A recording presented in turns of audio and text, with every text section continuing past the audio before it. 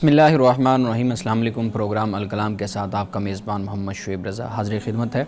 नाज़रीन किराम, इस प्रोग्राम के पहले हिस्सा में हम कुरान करीम की कुछ आयात को समझने की कोशिश करते हैं और दूसरे हिस्सा में अपने आहद के नुमाइंदा सियासी, समाजी, मजहबी मौज़ूआत पे पैदा होने वाले सवालात के जवाबात एक नए नुक्ता नज़र से जानने की कोशिश करते हैं। हस्ब साबिक़ हमारे साथ शरीक गुफ्तगू हैं जनाब अमानत रसूल साहब। अमानत साहब, बहुत शुक्रिया आपके वक्त का। मेरी मुआवनत के लिए मौजूद हैं जनाब Ahmad Bilal. Ahmad, thank you so much. नाज़रीन किराम, आपके स्क्रीन पे हमारा व्हाट्सएप नंबर आ रहा होगा, आप उस व्हाट्सएप नंबर पे अपने सवालात हमें भेज सकते हैं। हम इंशाल्लाह आपके सवालात को ज़रूर एड्रेस करेंगे। गुज़िश्ता प्रोग्राम में हमने हज़रत इब्राहीम अलैहिस्सलाम की शख्सियत पे बात की थी और उनकी शख्सियत को कुरान कैसे बयान करता है, कुरान किसकी सूरत में उनका ज़िक्र करता है, इसको हमने समझा था, इसको हमने सुना था। आज मैं अमानत रसूल साहब से गुजारिश करूँगा कि आप बताइएगा कि किस आयत से हम शुरू करेंगे। प्लीज़। बिस्मिल्लाहिर्रहमानिर्रहीम। आज हम सूरत मरियम की आयत नंबर 41 से हज़रत इब्राहीम अलैहिस्सलाम का ज़िक्र शुरू करते हैं। कल हमने हज़रत इब्राहीम की शख्सियत के हवाले से बात की थी कुरान मजीद की रोशनी में, और हमने ये बताया था कि इब्राहीम अलैहिस्सलाम का जो सफ़र शुरू होता है वो कायनात में गौर व फ़िक्र से शुरू होता है, तज़क्कुर और तफ़क्कुर से शुरू होता है। अल्लाह सुब्हानहू व तआला ने आपको इस कायनात में अपनी निशानियाँ दिखाईं, और जब ये तयक्कुन और ईमान हज़रत इब्राहीम अलैहिस्सलाम को और इत्मीनान अता हुआ, तो उसके बाद फिर जो उनकी ज़िंदगी का सफ़र है जो हमें नज़र आता है वो यही है कि आपने अल्लाह सुब्हानहू व तआला का दोस्त बनने का फिर हक़ अदा किया, यानी अपनी ज़िंदगी अल्लाह के दीन के लिए वक्फ़ की। अल्लाह ने आपको मकाम नबूवत और रिसालत आपको अता फ़रमाया, और बल्कि दीन इब्राहीमी का जो सिलसिला है वो फिर आपसे शुरू होता है। कुरान मजीद ने 3 अंबिया का ज़िक्र किया है। सबसे ज़्यादा ज़िक्र हज़रत इब्राहीम का, हज़रत मूसा का और हज़रत ईसा अलैहिस्सलाम का ज़िक्र होता है। अब यहाँ पर कुरान मजीद ये बयान करता है कि वज़्कुर फ़िल किताब इब्राहीम, के ज़िक्र कर किताब में इब्राहीम का। अब यहाँ पर किताब से मुराद क्या है? किताब से मुराद तौरात और इंजील है, यानी तौरात और इंजील में हज़रत इब्राहीम अलैहिस्सलाम का ज़िक्र हो चुका और तफसील के साथ हुआ, और इतना ज़िक्र किसी और पैगम्बर का नहीं हुआ। हज़रत इब्राहीम अलैहिस्सलाम के दोनों बेटों का ज़िक्र हुआ, आपकी बीवियों का ज़िक्र हुआ, आपकी हिजरत का ज़िक्र हुआ, और जहाँ जहाँ आपने अपने बच्चों को बसाया उनका भी ज़िक्र हुआ, और आपके असफ़ार सफ़र का भी ज़िक्र हमें तौरात और इंजील में मिलता है। कुरान मजीद ये कहता है वज़्कुर फ़िल किताब इब्राहीम, यानी ज़िक्र कर किताब में, यानी तौरात और इंजील में जो इब्राहीम का ज़िक्र हुआ है वो इन लोगों को बताओ और इनको सुनाओ कि देखो, कुरान मजीद इब्राहीम का अगर ज़िक्र कर रहा है तो गोया के कुरान वही बातें बयान कर रहा है जो तौरात और इंजील में हुई हैं। अगर तुम लोग तौरात और इंजील को मानते हो, कुरान को नहीं मानते, तो गोया कि तुम अल्लाह की किताब का इनकार कर रहे हो। यहाँ से ये बात भी नाज़रीन हमें समझ आ जाती है कि रसूलुल्लाह सल्लल्लाहु अलैहि वसल्लम कुरान जैसे कहता है वो मा कुन्तु बिदअम मिनर रसूल, कि कोई आप नए रसूल नहीं है, आप उसी सिलसिले में ही तशरीफ़ लाए हैं कि जो अल्लाह सुब्हानहू व तआला ने हज़रत आदम अलैहिस्सलाम से शुरू किया था। अब यहाँ आगे ये फ़रमाया कि इन्नहु काना सिद्दीक़न नबिय्या, कि हज़रत इब्राहीम अलैहिस्सलाम सिद्दीक़ नबी थे। अब सिद्दीक़ से मुराद क्या? यानी आप सच्चे नबी थे। चूँकि अल्लाह सुब्हानहू व तआला ने आपको कलिमात के ज़रिए से आज़माया, आपका इम्तिहान लिया, तो आप उसमें पूरे उतरे। व इज़ इब्तला इब्राहीम रब्बुहु बिकलिमातिन फ़अतम्महुन्ना, कि आपने उसको पूरा किया। जिस इम्तिहान में अल्लाह ताला ने आपको उतारा उसमें आप कामयाब हुए। क़ाला इन्नी जाइलुका लिन्नासि इमामा, तो फिर अल्लाह ने यह कहा कि मैं आपको ए इब्राहीम लोगों का इमाम बनाने वाला हूँ। इब्राहीम अलैहिस्सलाम ने अल्लाह की बारगाह में ये गुजारिश की, व मिन ज़ुर्रियती, तो ए अल्लाह क्या मेरी औलाद से भी, मेरी ज़ुर्रियत से भी इमाम बनेंगे? तो रब ने फरमाया ला यनालु अहदिज़ ज़ालिमीन, कि मेरा वादा ज़ालिमों को नहीं पहुँचेगा। हज़रत इब्राहीम अलैहिस्सलाम ने अपनी ज़ुर्रियत के लिए दुआ की, तो गोया कि अपनी ज़ुर्रियत के लिए, अपनी औलाद के लिए दुआ करना ये अंबिया अलैहिमुस्सलाम की, ख़ास तौर पर हज़रत इब्राहीम अलैहिस्सलाम की सुन्नत है। اب جب قرآن مجید صدیق آپ سے کہتا ہے اور نبی ایسا نبی جو صدیق ہے، تو جو یہ سلسلہ ہے انبیاء علیہ السلام کا، یعنی دو سلسلے، ایک تورات اور ایک انجیل، یعنی ایک یہ سلسلہ بن جاتا ہے جسے ہم بنی اسرائیل اور یہود کا سلسلہ کہتے ہیں، جو حضرت اسحاق سے شروع ہوتا ہے۔ دوسرا سلسلہ یعنی آپ کے دوسرے صاحبزادے، جو پہلے صاحبزادے حضرت اسماعیل علیہ السلام کہ جن کو اللہ تعالیٰ کے حکم سے آپ نے مکہ کی سرزمین پر آباد کیا ان کی والدہ کے ساتھ۔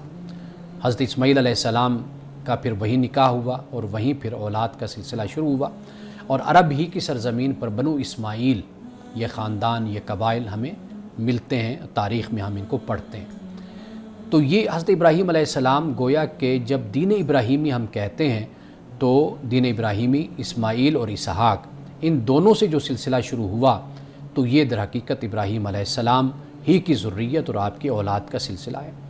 اور حضرت اسحاق علیہ السلام سے کہ جن کا اشارہ ہمیں قرآن مجید میں بھی ملتا ہے، یہاں پر بھی ذکر ہے، اور پھر ہمیں تورات اور انجیل میں بھی ملتا ہے کہ وہاں پر پھر اللہ سبحانہ وتعالیٰ نے حضرت اسحاق کو یعقوب عطا کیا، جو یعقوب بھی پیغمبر ہیں، پھر یعقوب سے آگے جو بیٹے پیدا ہوئے حضرت یوسف علیہ السلام خاص طور پر، پھر وہ بھی پیغمبر ہیں۔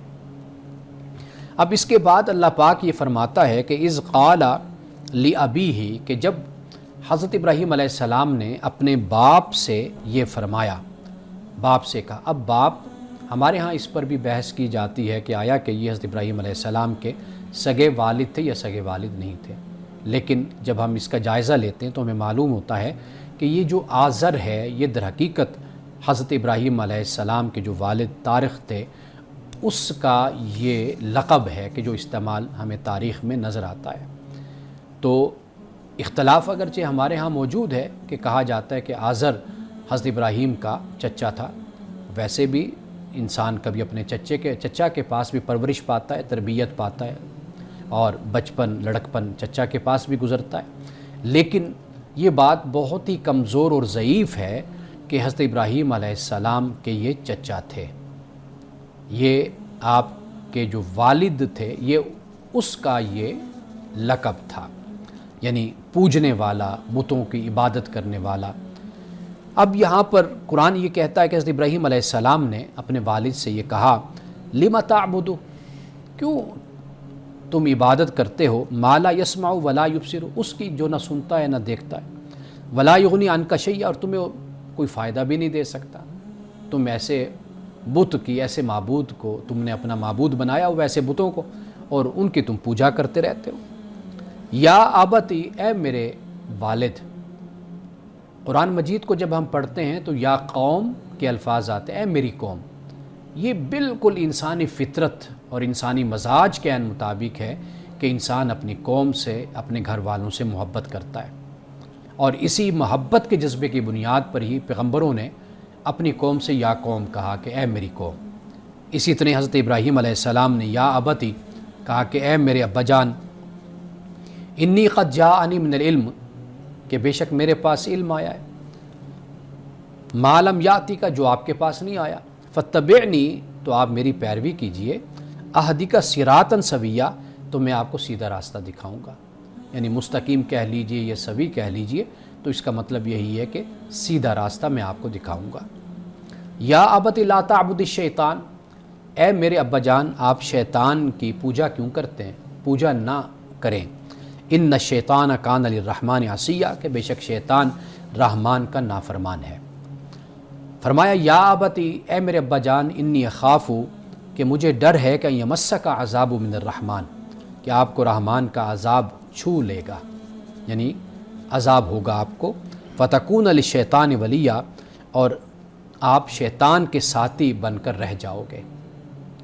اب یہاں پہ اللہ سبحانہ و تعالیٰ نے جو کفار کا عقیدہ ہے، یعنی حضرت ابراہیم علیہ السلام کے والد یا آپ کے چچا، یا پھر یہ ہے کہ آپ کے جو قوم کے لوگ ہیں، ان کا جو عقیدہ تھا، قرآن مجید نے بہت ہی خوبصورت انداز میں اس کی تردید، اس کی مذمت بھی کر دی، اور اسلام کے جو عقل اور فطرت کی بات کرنے والا ہے اس کو بھی ساتھ ہی بیان کر دیا۔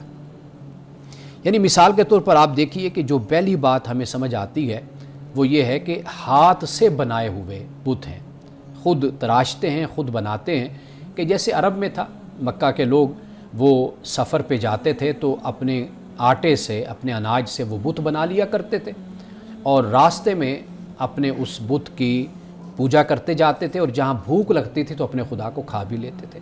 یعنی اتنا عاجز اور اتنا مجبور، اتنا بے بس ان کا خدا ہوتا تھا۔ تو یہاں پر آزر جو بت بناتا، تو حضرت ابراہیم علیہ السلام نے اس پر تنقید کی اور اس کی مذمت کی کہ بھئی خود بناتے ہو، پھر خود ہی پوجا کرنا بھی شروع کر دیتے ہو، خود ہی بناتے ہو، خود ہی عبادت کرنا شروع کر دیتے ہو۔ اور دوسری بات، قرآن پاک نے العلم کی بات کی ہے۔ العلم در حقیقت یہ بہت ہی ٹھوس علم ہے، یقینی علم ہے۔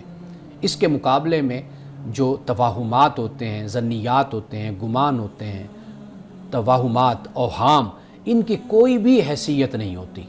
یہ اللہ تعالیٰ کا وہ حقیقی علم ہے جو اللہ تعالیٰ پیغمبروں کو عطا کرتا ہے، اور پیغمبر پھر اپنی امت کو اور مخاطبین کو عطا کرتا ہے۔ اور تیسری بات جو ہمیں یہاں سے سمجھ آتی ہے کہ شیطان کا کردار یہی رہا کہ وہ لوگوں کو گمراہ کرتا رہا۔ حضرت آدم علیہ السلام کی جب تخلیق ہوئی تو جب اللہ نے فرمایا کہ بھئی سب آدم کو سجدہ کریں، تو سب نے سجدہ کیا الا ابلیس، لیکن ابلیس نے ابا واستکبر، اس نے انکار کیا اور تکبر اختیار کر وہ کافروں میں سے ہو گیا۔ تو یہ جو شیطان ہے، یہ ابلیس یا اس کے جو چیلے ہیں، وہ آج تک جس طرح آدم پیدا ہوئے اسی طرح شیطان بھی تھا، آدم دنیا سے چلے گئے، شیطان بھی چلا گیا۔ جس طرح آدم کی ذریت ہے، اسی طرح شیطان کی بھی ذریت ہے، کہ جو آج تک انسان کا، آدم کی اولاد کا تعاقب کر رہی ہے۔ تو قرآن پاک نے اس بات کو واضح طور پر بیان کر دیا کہ شیطان دشمن ہے۔ اگر رب کو چھوڑ کر بتوں کی پوجا کرو گے، رب کی نافرمانی کرو گے، خدا کی نہیں مانو گے، تو پھر کیا ہوگا؟ یہ شیطان تمہیں اپنے راستے پر چلائے گا۔ اور یہ بات ذہن میں رکھ لو کہ شیطان تمہارا دوست نہیں ہے، شیطان تمہارا دشمن ہے، اس لیے کہ جو رب کا نافرمان ہے وہ تمہارا دشمن ہے، جو رب کا فرما بردار ہے وہی تمہارا دوست ہے۔ قرآن پاک نے اس دوستی کو اس انداز میں بیان کیا ہے کہ سورۃ الدخان میں اللہ پاک فرماتا ہے کہ الاخلاء یومئذ بعضهم لبعض عدو الا المتقین، کہ جو دوست ہیں قیامت کے دن وہ ایک دوسرے کے دشمن ہوں گے، لیکن دوست کون ہوں گے آخرت میں؟ متقین ہوں گے۔ یعنی اچھے لوگوں سے دوستی اگر ہم لگائیں گے دنیا میں تو وہی دوستی آخرت میں کام بھی آئے گی، وہی ہمارے دوست ہوں گے۔ لیکن دنیا میں اگر ہم برے لوگوں سے دوستی لگائیں گے، وہی لوگ کل قیامت کے دن ہمارے دشمن ہوں گے، ہم ان سے شکوہ کریں گے، وہ ہم سے شکوہ کریں گے۔ تو یہاں پر حضرت ابراہیم علیہ السلام کی جو گفتگو اور جو کلام ہے وہ یہاں پر اختتام پذیر ہوتا ہے، یعنی آیت نمبر 45 تک۔ اور پھر اس کے بعد جو ذکر ہوتا ہے وہ حضرت ابراہیم علیہ السلام کی ہجرت کا ذکر ہے۔ اپنی قوم سے اور اپنے باپ سے آپ نے اجازت لی اور پھر وہاں سے آپ نکل گئے۔ ناظرین اکرام، یہاں وقت ہوا چاہتا ہے ایک بریک کا، ہمارے ساتھ رہیے گا۔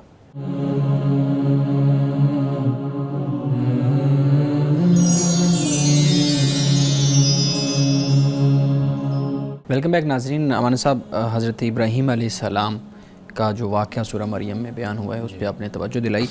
حضرت ابراہیم علیہ السلام سے متعلق ہم نے کچھ سوالات جو گزشتہ پروگرام تھا کل کا اس میں بھی آپ کے سامنے رکھے تھے۔ ایک سوال بہت اہم ہے اور ذہن میں بھی آتا ہے کہ حضرت ابراہیم علیہ السلام، اسلامی تعلیمات میں ملت ابراہیم کا ایک لفظ استعمال ہوا ہے اور اس میں حضرت ابراہیم علیہ السلام کو امام بڑا قرار دیا گیا ہے۔ آپ بتائیے گا اس کا سیاق و سباق کیا ہے؟ دوسرا جو ایک پہلو ہے وہ یہ بھی ہے کہ حضرت آدم علیہ السلام سب کے والد ہیں یا جد ہیں، وہ باقی سب ان کی اولاد ہیں، تو یہاں پہ امام حضرت ابراہیم علیہ السلام کو قرار دیا گیا، حالانکہ حضرت آدم علیہ السلام کو قرار دینا چاہیے تھا۔ دیکھیے، امام کا جو لفظ ہے وہ ایک راہبر، ایک رہنما کے حوالے سے ہم استعمال کرتے ہیں۔ حضرت آدم علیہ السلام کو جو قرآن مجید نے کہا وَإِذْ قَالَ رَبُّكَ لِلْمَلَائِكَةِ إِنِّي جَاعِلٌ فِي الْأَرْضِ خلیفہ کا لفظ استعمال ہوا ان کے لیے، اور وہ خیر آدمیت کے لیے، آدم کے لیے ایک عزت اور شرف کی بات ہے کہ خلیفہ اللہ پاک نے زمین پر اس کو اختیار دیا، علم اور قدرت سے نوازا انسان کو۔ تو آدم کے بعد پھر انبیاء علیہ السلام آتے رہے، لیکن حضرت ابراہیم علیہ السلام کا جو امام ہونا ہے وہ یہ ہے کہ آگے جو سلسلہ ایک جماعت کا، ایک گروہ کا، ایک مذہب کا جو شروع ہوا، اس میں ہم یہ دیکھتے ہیں کہ اس میں آپ کو امام بنایا گیا۔ یعنی حضرت ابراہیم علیہ السلام کے آگے ذریت کو، اولاد کو آپ دیکھیں، اس دنیا میں، اس کائنات میں آپ کے بعد پھر جو سلسلہ شروع ہوا تو وہ سارا پھر آپ ہی کی لڑی سے کہہ لیجئے، آپ ہی کے خاندان سے اکثریت کا پھر تعلق بن جاتا ہے۔ تو اس معنی میں قرآن پاک نے آپ کو امام کہا ہے۔ بالکل صحیح ہے۔ اچھا، ایک اور چیز بھی ہے، جب حضرت ابراہیم علیہ السلام آپ نے ذکر کیا کہ حضرت اسماعیل علیہ السلام کو ان کی والدہ کو صحرا میں چھوڑائیں، یہ تسلسل تھا کہ کل کو جو ذریت ہے وہ عرب کے علاقے میں اس شہر کے اندر سے ہی شروع ہونی ہے، جو آخری پیغمبر جس کے لیے دعا کی تھی وہ یہاں سے پیدا ہونا ہے، اسی لیے حکم دیا گیا تھا کہ اپنے بچوں کو، یعنی اپنی بیوی کو، اپنے بچے کو اس صحرا میں چھوڑو، یا صرف ایک آزمائش تھی کہ کوئی ایسا صحرا، کوئی ایسی جگہ ہونی چاہیے جہاں پہ یہ چھوڑ آئیں اور ہم دیکھیں پھر ابراہیم علیہ السلام کو یا ان کے بچوں کو آزما کے کہ وہ کیا جو ہے نا وہ رویہ اختیار کرتے ہیں؟ یہ تسلسل تھا یا ایک صرف آزمائش؟ یہ سب کچھ اللہ کی وحی کے مطابق تھا، اللہ کے حکم کے مطابق تھا۔ قرآن پاک نے اس کو سورۃ الحج میں بھی اس کو بیان کیا ہے، جہاں سے ہمیں یہ معلوم ہوتا ہے کہ آپ کو باقاعدہ طور پر اس کا حکم تھا کہ آپ مکہ میں حضرت ابراہیم کو، کہ اسماعیل اور ان کی والدہ ہاجرہ کو وہاں چھوڑ کر آئیں۔ یعنی یہ بتایا گیا تھا کہ مقصود یہ تھا کہ ایک خاندان کہہ لیجئے، ایک بیٹا وہ یروشلم، بیت المقدس، فلسطین اس ایریا میں، اور ایک بیٹا وہ عرب کی سرزمین پر مکہ میں۔ تو یہ اللہ تعالیٰ کا جیسے حکم ہوا، وہی ہوئی، اس کے مطابق حضرت ابراہیم علیہ السلام نے اس پر عمل کیا۔ بالکل صحیح ہے۔ اچھا، ایک اور سوال بھی ہے، آپ نے اپنی اس میں گفتگو میں ذکر کیا کہ آزر جو تھے وہ حضرت ابراہیم علیہ السلام کے والد تھے، اور اس پہ بہت زیادہ اختلاف بھی ہوتا ہے۔ ایک تو میں آپ سے یہ پوچھنا چاہوں گا کہ یہ علمی اختلاف ہے اور بڑے لیول پہ اختلاف ہے، یہ کیوں ہے؟ اس کی بیک کیا ہے؟ اس کی بنیاد کیا ہے؟ اور دوسرا میں یہ پوچھنا چاہوں گا کہ اگر وہ والد تھے جیسے آپ نے بیان کیا، تو پھر رسول اللہ صلی اللہ علیہ وسلم کی ایک روایت ہمارے سامنے آتی ہے کہ میں پاک پشتوں سے پاک رحموں میں منتقل ہوا، تو پھر اس روایت کو کس طرح ہم سمجھ سکیں گے؟ دیکھیے، جو سلسلہ نبوت شروع ہوا، جیسے ہم نے پہلے جس پر بات کی، حضرت ابراہیم علیہ السلام سے وہ سلسلہ شروع ہوتا ہے۔ ٹھیک ہے۔ یہ جو یہاں سے رسول اللہ صلی اللہ علیہ وسلم تک، اگر ہم اس حدیث کے اس پس منظر کو ہم سمجھنا چاہیں تو یہ اشارہ اس طرف ہو جاتا ہے، ابراہیم علیہ السلام یعنی سے حضرت ابراہیم سے لے کر رسول اللہ صلی اللہ علیہ وسلم تک، ایک بات۔ اور دوسری بات یہ ہے کہ جب ہم خبر واحد پر بات کرتے ہیں نا، تو اس پر پھر علماء نے کلام بھی کیا ہوتا ہے، اس کی سند پر، اس کی حیثیت پر، اس کے مقام اور مرتبہ پر، کہ آیا کہ یہ حدیث یا یہ جو روایت نقل کی جا رہی ہے، آیا کہ یہ اس کی اتھینٹسٹی کیا ہے۔ یعنی حضرت ابراہیم علیہ السلام کے حوالے سے وہ 3 جھوٹ آپ کو معلوم ہے حدیث میں آتے ہیں، اور وہ بخاری میں اس کو بیان کیا گیا۔ اب علماء نے اس پر 2 طریقے ہی اختیار کیے نا۔ ایک طریقہ یہ ہے کہ جب ایک حدیث میں ایک چیز ذکر ہو گئی تو انہوں نے کہا کہ یہ دیکھنا ہے کہ آیا کہ نبی کی جو عصمت اور مقام اور مرتبہ ہے، اس پر اگر کوئی ایسی بات ہو رہی ہے تو وہاں پر کیا موقف اختیار کیا جائے۔ ٹھیک ہے، ایک تو یہ ہے، یعنی پھر وہ خبر واحد ہے۔ ٹھیک۔ دوسری بات جو بیان ہوتی ہے وہ کہتے ہیں کہ بھئی کلی طور پر یہ ہے کہ آپ یا تو پھر اس کی کوئی تعویل کی صورت کر لیتے ہیں، یعنی یا تو بالکل ہی چھوڑ دیا اس کو، یا یہ ہے کہ آپ اس کی تعویل کی صورت یہ بنتی ہے کہ ہمارے ہاں علم بدیع میں معاریض کی ایک اصطلاح استعمال ہوتی ہے، ایک فنی بحث پہ شروع ہو جاتی ہے۔ یعنی اس طرح ہوتا ہے کہ کہنے والا جو کہہ رہا ہوتا ہے نا، سننے والا وہ سمجھ نہیں رہا ہوتا، ٹھیک، اس طریقے سے۔ صحیح۔ تو وہ پھر وہ 3 جھوٹ نہیں بنتے، وہ یہ بنتا ہے کہ جو سننے والا تھا وہ در حقیقت اس بات سے کچھ اور سمجھ رہا تھا، جو متکلم بتا رہا تھا وہ کچھ اور بات تھی، وہ کچھ اور بات تھی۔ بالکل صحیح ہے۔ اچھا، آپ نے بیان کیا حضرت ابراہیم علیہ السلام اپنے والد سے یہ استفسار کر رہے ہیں کہ کل کو تمہیں عذاب جو ہے نا وہ ہوگا اس طرح سے۔ میں یہ پوچھنا چاہوں گا کہ ہمارے یہاں پورا کانسیپٹ ہے نجات کا اور پھر شفاعت کا اور سفارش کا اور ان چیزوں کا، تو اس میں ہم نے دیکھا ہے کہ کہیں نہ کہیں رشتہ داری کو، تعلق داری کو نجات کے ساتھ، شفاعت کے ساتھ جوڑ دیا جاتا ہے۔ ٹھیک ہے، تو آپ بتائیے گا کہ یہاں پہ بھی اور حضرت نوح علیہ السلام کے معاملے میں بھی، پھر حضرت لوط علیہ السلام کے معاملے میں بھی ہم نے دیکھا ہے کہ جو تصور ہمارے پاس ہے وہ قرآن اس کو بیان نہیں کر رہا۔ ہمارے ہاں یہ تصور کیسے بنا اور اس تصور کی کوئی حقیقت ہے؟ دیکھیے، پہلی بات جو آپ نے کہی نا کہ رشتہ داری کا جو معاملہ ہوتا ہے، قرآن مجید نے تو ٹوٹلی اس کو نگیٹ کیا، اس کو رد کیا ہے قرآن پاک نے، جیسے آپ نے مثال دی حضرت نوح علیہ السلام کی، حضرت لوط کی، اور حضرت نوح علیہ السلام کا بیٹا تھا جی کہ جو غرق ہو گیا ان کی وائف اسی میں ہی طوفان میں، ان کی بیگم وائف بھی تھی، زوجہ بھی، اور اسی طرح حضرت لوط علیہ السلام ہے۔ قرآن مجید نے تو کلی طور پر اس کو بیان کیا، کر دیا کہ بھئی ایسا ہی ہونا ہے، لیکن بنیادی شرط کیا ہے؟ وہ ایمان اور عمل صالح ہے۔ ٹھیک، یہ ہے بنیادی بات۔ اگر ایک شخص بنیادی شرط کو ہی نہیں پورا کر رہا، نہ اس کے اندر ایمان ہے نہ عمل صالح ہے، تو پھر کوئی رشتہ داری اور تعلق یا کوئی عقیدت یا محبت، پھر اس کا کوئی فائدہ نہیں ہوتا۔ ایک شخص ہے کہ جو بنیادی شرائط کو پورا کر رہا ہے، وہ ایمان بھی ہے، عمل صالح بھی ہے۔ ہاں اگر کوئی تھوڑا بہت کوئی کمی بیشی انسان سے ہو جاتی ہے اعمال میں، کوئی تھوڑا بہت، تو اس معاملے میں تو ممکن ہے کہ کوئی تعلق کام آ جائے انسان کے، کہ وہاں پر دعا کی بھی صورت ہو جاتی ہے، وہاں پر شفاعت کی بھی صورت ہو جاتی ہے، اللہ کا پیغمبر بھی اپنی امت کے لیے دعا کرتا ہے۔ لیکن وہ لوگ جو کلی طور پر کچھ بھی نہیں کر کے آئے، نہ ایمان نہ عمل صالح، تو ان کے لیے تو ایسی کوئی صورت نجات کی نہیں بنتی۔ ٹھیک، ناظرین کرام، یہاں وقت ہوا چاہتا ہے ایک بریک کا، ہمارے ساتھ رہیے گا۔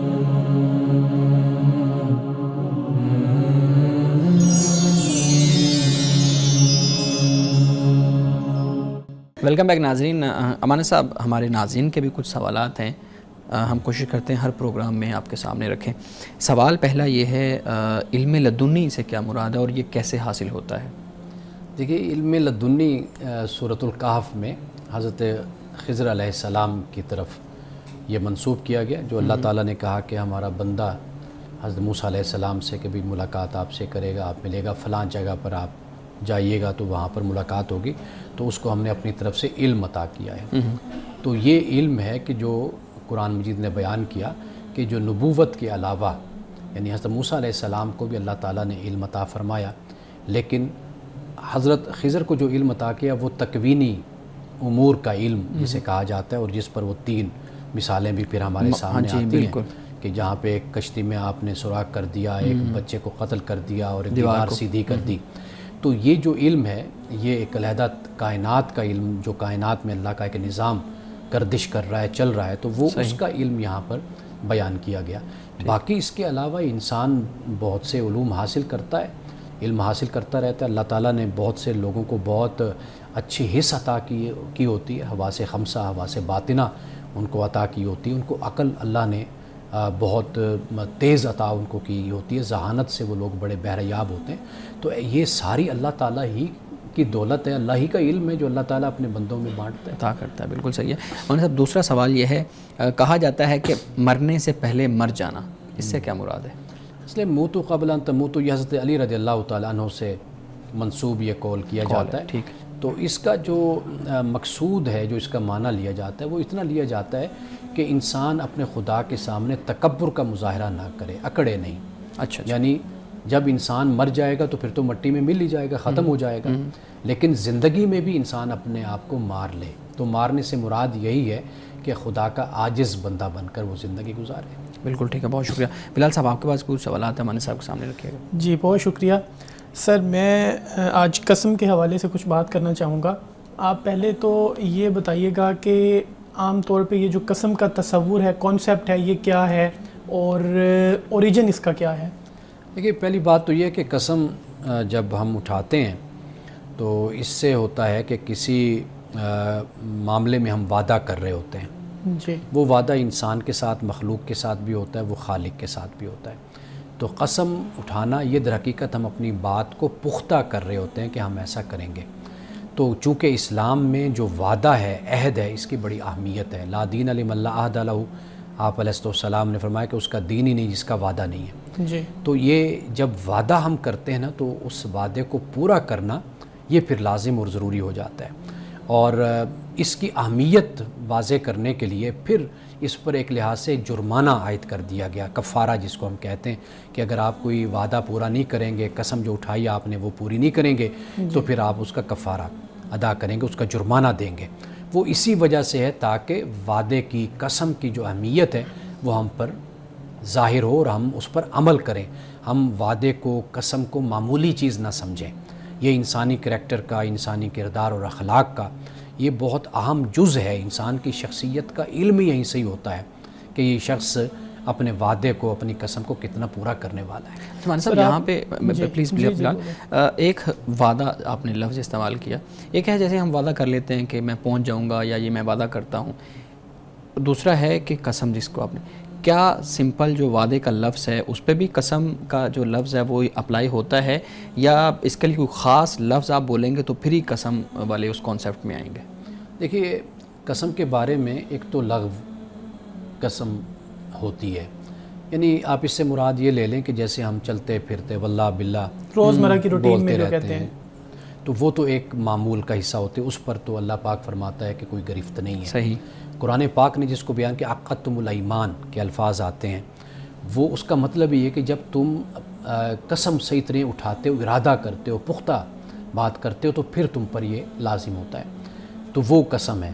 چونکہ اس میں خدا بیچ میں آ جاتا ہے نا، جہاں پر خدا بیچ میں آ جائے تو وہاں پر پھر اپنی بات کو پورا کرنا لازم اور ضروری ہوتا ہے، خدا کو بیچ میں تو لانا نہیں چاہیے۔ جی اگر پھر انسان سے کوئی کوتاہی غلطی ہوتی ہے، وہ انسان توبہ کر لیتا ہے، معافی مانگ لیتا ہے، تو اس پر کوئی کفارہ دینے کی، کوئی جرمانہ دینے کی ضرورت نہیں ہوتی۔ لیکن یہ جو ہمارے ہاں ایک رویہ عمومی طور پر لوگ استعمال کرتے ہیں، عادی ہوتے ہیں کہ وعدے کر کے نہ پہنچنا، اور بلکہ میں آپ کو ایک دلچسپ بات سناؤں کہ ایک صاحب کو میں نے دعوت دی آنے کے لیے، تو انہوں نے 5 دفعہ انشاءاللہ کہا اپنے میسیج میں۔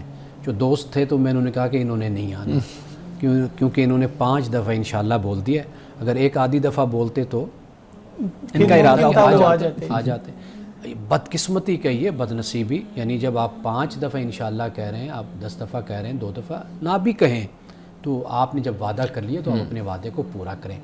تو جب یہ کریکٹر اجتماعی طور پر قوم کا بنتا ہے نا، تو وہاں پر پھر ان چیزوں کی جو سینکٹیٹی ہوتی ہے، ان کی جو ویلیو ہوتی ہے، اور ان کی جو ایک جسے کہتے ہیں کہ ایک اہمیت ہوتی ہے، وہ پھر ختم ہو جاتی ہے، لوگ اس کی پرواہ بھی نہیں کرتے۔ بالکل صحیح۔ سر آپ نے ابھی یہی بات کی کہ وہ اس شخص نے 5 دفعہ انشاءاللہ کہا اور آپ کو لگا کہ اب تو وہ نہیں آئے گا، اور پھر قسم میں بھی ہم دیکھتے ہیں کہ وہ جو لغو قسم آپ نے بولا کہ وہ قسم ہے جو ہم روزمرہ کے معاملات میں اٹھا دیتے ہیں، اور اس قسم کو یعنی اس قسم پہ کوئی کفارہ نہیں ہے، کوئی گناہ نہیں ہے۔ سوال یہ پیدا ہوتا ہے کہ جس چیز کی اہمیت ہم نے خود ہی کم کر دی یا ختم کر دی، تو بجائے یہ کہ ہم اس چیز کو ختم کریں، یعنی یہ کہیں کہ ایسی قسم تو اٹھانی نہیں چاہیے جو ہم روزمرہ کے معاملات میں کہتے ہیں یار اللہ کی قسم میں آ جاؤں گا تمہارے پاس، تو ایسی قسم پہ تو پابندی ہونی چاہیے۔ ہم الٹا یہ کہہ رہے ہیں کہ یہ قسم اٹھا لیں، کوئی مسئلہ نہیں ہے، اس پہ کوئی کفارہ نہیں ہے، کوئی گناہ نہیں، نہیں ہم ہے۔ نے یہ نہیں کہا کہ اٹھا لیں، ہم یہ کہہ رہے ہیں کہ بعض لوگوں کا تکیہ کلام ہوتا ہے، وہ محاورتاً، یعنی ان کی ایک عادت ہوتی ہے کہ وہ بولتے رہتے ہیں۔ آپ دیکھیں گے میں گفتگو کرتا ہوں نا، تو آپ کو میری گفتگو میں ایک تکیہ کلام مل جائے گا۔ جی تکیہ کلام سے مراد ہے کہ میں اپنی گفتگو میں اس کو بار بار بولتا رہتا ہوں۔ کچھ لوگوں کی یہ عادت ہوتی ہے، عرب کے معاشرے میں اس طرح لوگوں کی ایک عادت تھی، اب بھی ہے، کہ واللہ باللہ ثمت اللہ، یہ الفاظ وہ بولتے ہیں۔ تو مخاطب کو بھی پتہ ہے کہ بھئی یہ ایک محاورتاً کہہ لیجیے یا بطور تکیہ کلام کے یہ اس کو استعمال کر رہا ہے، تو وہ جب دوسرے کو دھوکہ دینے کی بات آتی نا، تو وہاں پر پھر سوال اٹھتا ہے۔ یعنی میں اللہ کی قسم اٹھاؤں اور کہوں کہ بھئی میں آؤں گا، کل ہر صورت میں آؤں گا، دوسرا میرے لیے دعوت کا انتظام کر کے رکھے، 2 4 5 دوستوں کو بلا لے کہ بھی امانہ صاحب ہمارے پاس آ رہے ہیں، ہم بیٹھیں گے، کچھ سیکھیں گے، کچھ سمجھیں گے، کچھ مل جل کر بات کریں گے ان کے ساتھ، اب میں نہ جاؤں۔ یہ جو رویہ ہوتا ہے یہ بہت غلط رویہ ہے نا۔ تو اصل جو بات سمجھنے والی وہ یہ ہے کہ جب آپ بڑے تیقن کے ساتھ بات کر رہے ہیں اور دوسرے کو بھی اس طرح بات کر رہے ہیں، تو اس میں پھر ایک دھوکے کی صورت بھی بن جاتی ہے۔ اور پھر جب خدا کے ساتھ آپ ایک بات کر رہے ہیں تو وہ پھر خدا کے ساتھ آپ کا ایک عہد ہوتا ہے۔ جو خدا کے ساتھ معاملہ ہو نا، تو وہاں پر تو پھر انسان کو بہت زیادہ حساس ہونا چاہیے۔ اگر کوئی اس طرح کرتا ہے کہ اس کا تکیہ کلام بن گیا ہے قسم، ہر بات پہ قسم والا لفظ استعمال کرنا، تو اس کے لیے گناہ کا کوئی تصور ہے؟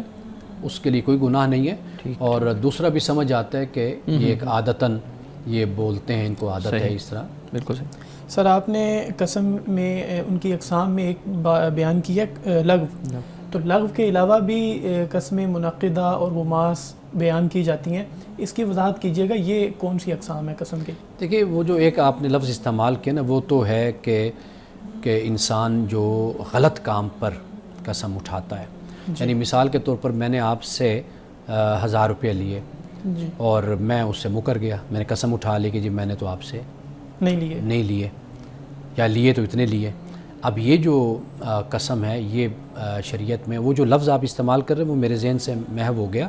اصل اس کا جو ترجمہ بنتا ہے وہ یہ بنتا ہے ڈوب جانا. وہ ماس کا ہاں یعنی اس طرح ڈوبنا کہ گناہ کے اندر ڈوب جانا. واضح بات ہے کہ بندہ اللہ کی قسم اٹھا کر اللہ کا نام لے کر پھر کہتا ہے کہ جی میں نے آپ سے نہیں لیا اور حقیقت کے خلاف وہ بات کر رہا ہے. گویا کہ وہ جھوٹ بول رہا ہے. پھر خدا گواہ ہے, علام الغیوب ہے, وہ سب کچھ جانتا ہے.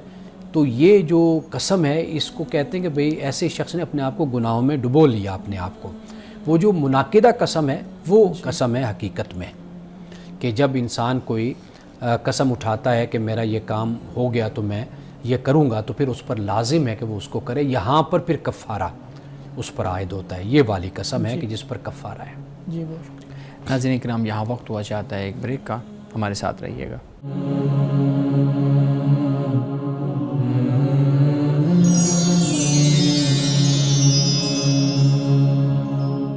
ویلکم بیک ناظرین. جی بلال صاحب. سر آپ بریک سے پہلے قسم کے کفارے کے بارے میں بتا رہے تھے کہ اگر قسم منعقدہ ہو اور وہ پوری نہ ہو تو پھر اس پر کفارہ ہوگا. کفارے کے بارے میں بتائیے گا کہ قسم کا کفارہ کیا ہوگا. قسم کا کفارہ قرآن مجید نے اس کو بیان کیا ہے اور وہ کفارہ یہ ہے کہ 10 مسکینوں کو کھانا کھلانا. جی ہمارے علماء نے فقہاء نے کہا 2 وقت کا کھانا, بالکل. کیونکہ انہوں نے کہا کہ بھی ہم اپنے گھر والوں کو 2 وقت کا ہی کھانا کھلاتے ہیں, جی تو اس لیے انہوں نے کہا. لیکن قرآن پاک نے جو اطعام 10 مساکین کہا, 10 مسکینوں کو کھلانا, یہ قرآن پاک نے بیان کیا.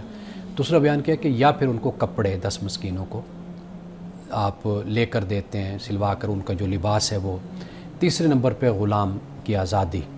اب وہ غلام کی آزادی کا تصور نہیں ہے, تو لہٰذا اب یہ 2 ہی باتیں ہیں کہ اگر کوئی شخص قسم اس طرح اٹھاتا ہے تو پھر اس پر لازم ہے کہ وہ کفارہ ادا کرے. سر یہ بھی وضاحت کرتے ہیں کہ قسم اللہ تبارک و تعالیٰ کے نام کی اٹھائی جا سکتی ہے یا نہیں, یا اللہ ہی کی اٹھانی چاہیے, یا پھر باقی عام طور پہ دیکھا جاتا ہے کہ قرآن کی قسم یا اور کسی چیز کی قسم اٹھائی جاتی ہے. اس بارے میں وضاحت کیجیے گا. آج کل تو بلال صاحب یہ بھی چیز آ گئی ہے نا کہ آپ سگنیچر کرتے ہیں تو وہ آپ کوئی لفظ بولتے ہی نہیں ہیں تو وہ چیزیں منعقد ہو جاتی ہیں. بالکل. دیکھیں وہ جو سگنیچر کرتے ہیں جیسے نکاح فارم پر سگنیچر کیے, تو واضح بات ہے کہ وہ بھی ایک معاہدہ میں ایگریمنٹ آپ اس کو کہہ لیجیے, جو کانٹریکٹ ہو رہا ہے تو اس میں اسی کی کوئی اہمیت ہوتی ہے کہ آپ اس پر اس چیز کے پابند ہو جاتے ہیں. تو پہلے معاشروں میں یہ ہوتا تھا کہ بھئی بات ہی کو مانا جاتا تھا. ہمارے ہاں بھی بہت عرصے تک اس کو تسلیم کیا گیا کہ بھئی بات جو کی گئی, لیکن قرآن مجید نے اسی بات پر زور دیا وَلْيَكْتُبْ بَيْنَكُمْ كَاتِبٌ بِالْعَدْلِ کہ جب بھی کوئی ایسا معاملہ ہو تو پھر ایک کاتب جو ہے عدل کے ساتھ وہ اس کو لکھ لے, لکھنے والا. یہ قرآن مجید نے اس بات کی ہمیں تعلیم دی ہے. جہاں تک جو آپ نے سوال کیا, دیکھیے کسی اور کی قسم کھانا وہ بات میں اپنے وزن پیدا کرنے کے لیے ہوتی ہے, وہ الگ بات ہے, لیکن اللہ سبحانہ وتعالیٰ کی قسم کھانی نہیں چاہیے.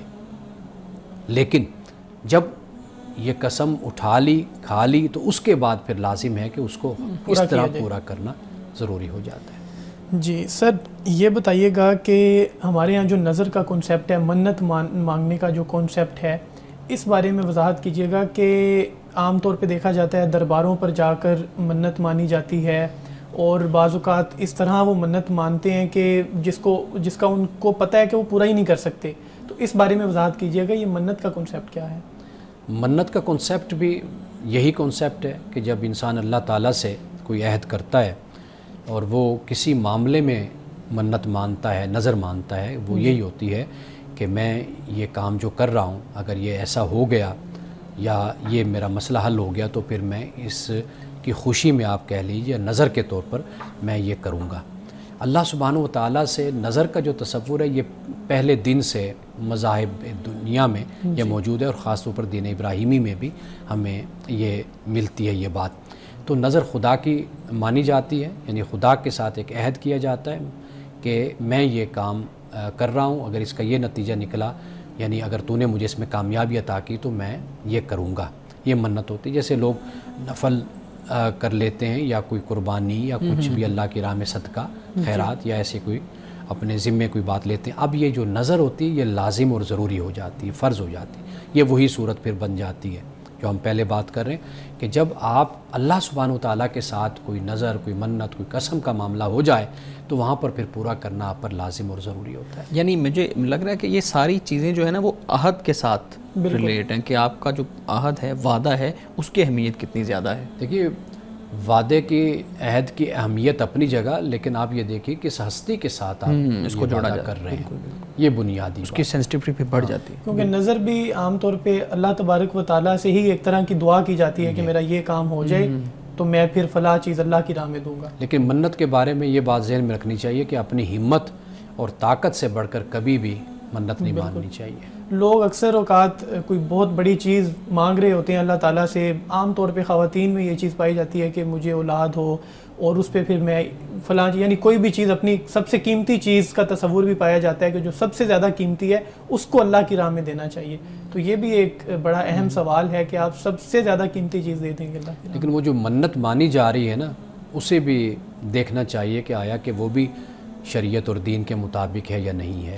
جی بالکل. لوگ جب کوئی منت، کوئی نظر مانتے ہیں تو وہ بڑی مختلف قسم کی، ہمارے ہاں جو رواج ایک ہے لوگوں میں، وہ اس حساب سے مانتے ہیں. اس منت اور اس نظر کی کوئی اہمیت نہیں ہوتی. اصل چیز یہی ہے کہ جو جائز ہے اللہ کی طرف سے اور جو اللہ نے طریقے آپ کو بتائے ہیں، رسوم اور آداب، ان کو اس میں بجا لانا ضروری ہوتا ہے. یعنی اس میں یہ بھی ہے نا، وہ جیسے آپ نے بات کی، ہمارے ہاں وہ پیدل چلنے کا بھی وہ کر لیا جاتا ہے کہ اگر یہ میرا کام ہوگا تو میں اتنا لمبا پیدل چلوں گا یا چلوں گی، اور میں جو ہے نا وہ جوتی کے بغیر جو ہے نا یہ سفر کروں گی. اس طرح کی چیزیں یا جس طرح کوئی کڑے ہیں، کوئی انگوٹھیاں ہیں، یا کچھ اس طرح کی بھی منت مان لی جاتی ہے، تو ان کا کوئی تصور نہیں ہے. جی سر، میرا سوال اب خواتین کے متعلق ہے. خواتین پہ یہ جو طلاق کی صورت میں یا بیوہ ہو جانے کی صورت میں جو عدت لازم کی گئی ہے، اس عدت کا کیا تصور ہے اور عدت کو لازم کرنے کی کیا وجہ ہے؟ عدت کو لازم کرنے کی جو بنیادی وجہ ہمیں سمجھ آتی ہے نا، وہ یہ ہے کہ خاتون کا، جسے استبراء رحم کہتے ہیں، جی یعنی یہ معلوم ہو جائے اس مدت میں کہ آیا کہ یہ خاتون پریگننٹ تو نہیں ہے، خامند فوت ہو گیا یا طلاق ہو گئی، ان دونوں صورتوں میں. تو یہ استبراء رحم، یہ لفظ فقہا نے بھی استعمال کیا، ہمارے ہاں قرآن کی تفاسیر میں مفسرین نے بھی استعمال کیا. تو اس کا مقصد یہی ہوتا ہے تاکہ جو نسب ہے وہ خلط ملط نہ ہو جائے پیدا ہونے والے بچے کا. تو لہٰذا یہ ایک مدت رکھ دی گئی وقفے کی کہ تاکہ بات کلیئر ہو جائے، تو اس کے بعد اگر عورت کہیں پر نکاح کرنا چاہے، شادی کرنا چاہے تو وہ کر سکے. سر اس کے ساتھ یہ بھی بتائیے گا کہ اگر عورت کو رخصتی سے قبل طلاق ہو جائے تو کیا پھر عدت لازم ہوگی یا نہیں ہوگی؟ دیکھیے اب اس کی دو صورتیں ہیں. ایک صورت تو یہ بنتی ہے کہ بھئی حق مہر مقرر کیا گیا یا نہیں کیا گیا. جی یہ ایک اس کے ساتھ ہی مسئلہ آپ شامل کر لیں. جی تو آپ کے سوال کا جو جواب ہے وہ سمپل، وہ یہ ہے کہ کوئی عدت اس پر نہیں ہے. ہاں حق مہر مقرر ہوا یا نہیں ہوا، اگر نہیں ہوا تو پھر اپنی ہمت اور استطاعت کے مطابق مرد اگر دینا چاہتا ہے تو وہ دے دے. ہاں اگر حق مہر مقرر ہوا تو پھر قرآن پاک نے بیان کیا کہ پھر نصف دے گا.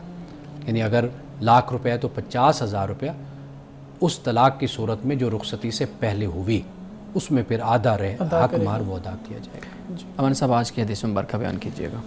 آج کی حدیث حضرت انس رضی اللہ تعالی عنہ سے روایت ہے. آپ فرماتے ہیں کہ رسول اللہ صلی اللہ علیہ وسلم نے فرمایا کہ حسد نیکیوں کو کھا جاتا ہے جیسے آگ لکڑیوں کو کھا جاتی ہے. ایک بات بیان فرمائی.